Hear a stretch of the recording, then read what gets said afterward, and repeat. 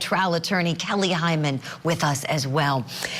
Corey, let me go to you first on this one, please. Tapping into all of your experience over the many years you served and did investigatory work, is there any doubt in your mind that Alex Cox was involved in this?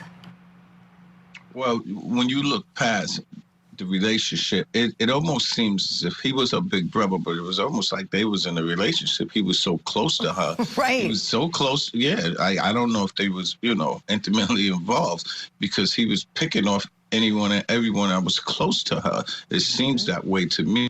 I'm just trying to figure out, like, what took the police so long to figure, to pinpoint him in some of these crimes. And my last point is, I definitely think she's going to use him as a scapegoat because she's trying to wiggle out of this. And I definitely think she's going to try to pinpoint this entire thing on him. And I have a quick follow-up for you, please, Corey. When you said, wonder why it took the police so long, just a guess here. I want to bounce this off of you, please. I've wondered the same thing. And the one thing that comes to my mind is that Lori Daybell moved around a lot. She bounced around a lot, moved those kids around, and especially at the time that doomsday was fast approaching. You know, that was supposed to be July of 2020. So back in the fall of 19 is when everything started to seem amiss. You know, the Woodcocks couldn't get a hold of the kids, and they were suddenly Tammy Daybell's dead, and Chad's off in Hawaii with Lori. And so, I'm wondering if all of the moving around, from Arizona to Idaho and all of that could have played in as to why police weren't more hot on their tails. Oh, most definitely. In a perfect world, we would have one system where the police could just dive right in and get all the information what's going on in America. That definitely played a part because all the municipalities don't share information. Right. Oh, those kids in the backyard. Oh, my gosh.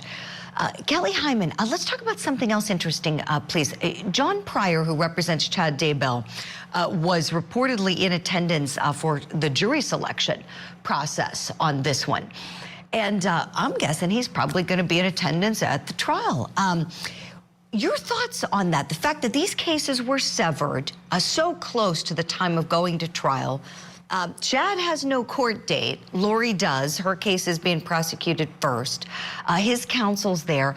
Does that give the other side an advantage if he's not a witness and if he's going second?